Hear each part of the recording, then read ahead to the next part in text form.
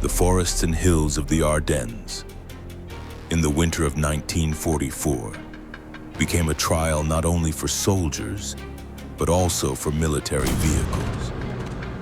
Deep snow, narrow forest roads, and bitter cold turned the area around Bastogne into a trap where any movement could prove fatal. During the German offensive in the Ardennes, American units, including the 101st Airborne Division, found themselves encircled. Under these conditions, U.S. armored vehicles became a key element of the defense, a mobile shield that held road junctions and contained Wehrmacht breakthroughs. The backbone of American armored units in the Bastogne sector consisted of M4 Sherman tanks in various modifications. Their 75mm gun was sufficiently effective against Panzer IV tanks and assault guns, while their high reliability allowed them to operate even in severe cold, when many enemy vehicles struggled to start their engines. Although the Sherman's frontal armor was inferior to that of German heavy tanks, the Americans compensated through tactics, using terrain, forest concealment, and ambush fire. In War Thunder, the M4 Sherman behaves in much the same way. It is a versatile support tank that performs best when using terrain, cover, and careful selection of engagement distance. A special place in the fighting around Bastogne belongs to the M4A3E2 Sherman Jumbo, a heavily armored variant designed specifically for breaking through fortifications and fighting at close range. Its reinforced frontal armor, in some areas exceeding 100mm in effective thickness, allowed it to withstand fire from German 75mm guns where standard Shermans were forced to withdraw or maneuver. In narrow forest corridors and on the approaches to Bastogne, the Jumbo was often used as a shield tank, covering less protected vehicles and infantry. One of the most famous Sherman Jumbos, known as Cobra King, was assigned to Company C of the 37th Tank Battalion, 4th Armored Division, the unit that spearheaded General Patton's Third Army drive to relieve the encircled Bastogne. At that time, the battalion was commanded by Creighton Abrams, the future commander of U.S. forces in Vietnam, U.S. Army Chief of Staff, and the man after whom the M1 Abrams tank would later be named. The crew of Cobra King was led by Lieutenant Charles Bogus. This very Sherman Jumbo was the first to break through the German defensive ring and open a ground corridor to Bastogne, after which the inscription, "First on Bastogne," appeared on its armor. Not merely a slogan, but a symbol of the moment when the encirclement was effectively broken. In War Thunder, the Sherman Jumbo retains this historical role. A tank that leads the advance, absorbs enemy fire on its frontal armor, and allows Allied forces to follow. Tank destroyers also played a distinct role in the battles for Bastogne. The M10 Wolverine, armed with a 76mm gun, was used to defend key directions and road junctions. Its open-top turret made the crew vulnerable, but its powerful gun allowed it to fight even Panthers provided accurate shots were placed into weak spots. In War Thunder, the M10 demands calm, disciplined play. Proper positioning, medium engagement ranges, and precise fire turn it into a dangerous hunter. But any mistake is punished immediately. Even more dangerous to German armored vehicles was the M18 Hellcat.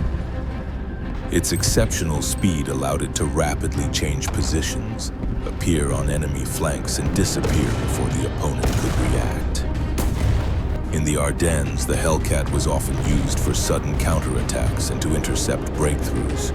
In War Thunder, the M18 fully preserves this character.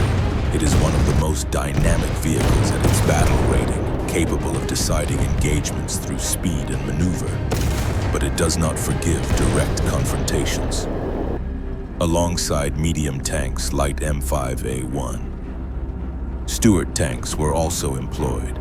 Although their gun was weaker against medium armor, high mobility and a small silhouette made them ideal for reconnaissance and rapid seizure of positions.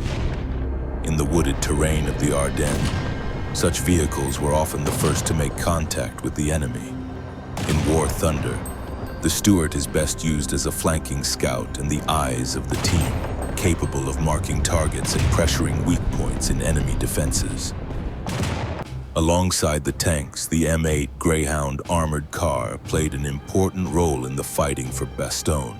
A fast and highly maneuverable reconnaissance vehicle, it was designed to operate where tanks risked falling into ambushes.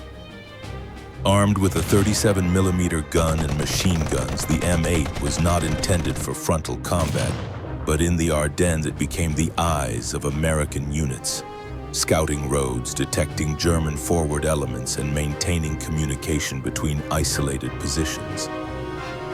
Narrow, snow-covered forest routes demanded quick reactions, and it was the Greyhound's mobility that allowed threats to be spotted early and avoided in time.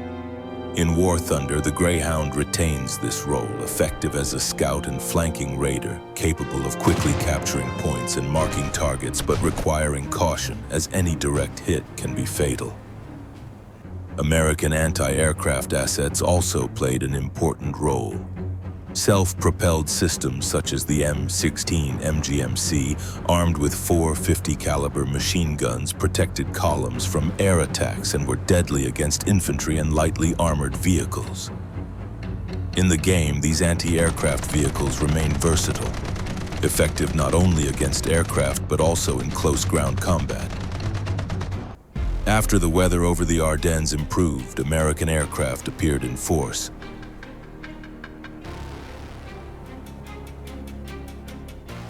P-47 Thunderbolt fighter bombers struck Wehrmacht vehicle columns and artillery positions.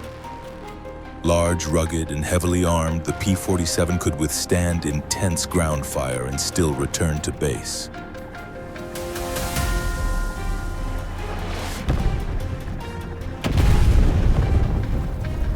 In War Thunder, this aircraft feels much the same. A flying hammer, highly effective in ground attack roles but requiring proper attack runs and speed control. P-51 Mustang fighters also operated over the battlefield, securing air superiority and escorting attack aircraft. Their speed and excellent performance at medium altitudes allowed them to counter the Luftwaffe's attempts to support the offensive. In the game, the Mustang excels when using energy tactics and carefully choosing the moment to attack. All of this equipment, from the Sherman and Hellcat to the Thunderbolt and Mustang, formed the backbone of the American defense at Bastogne.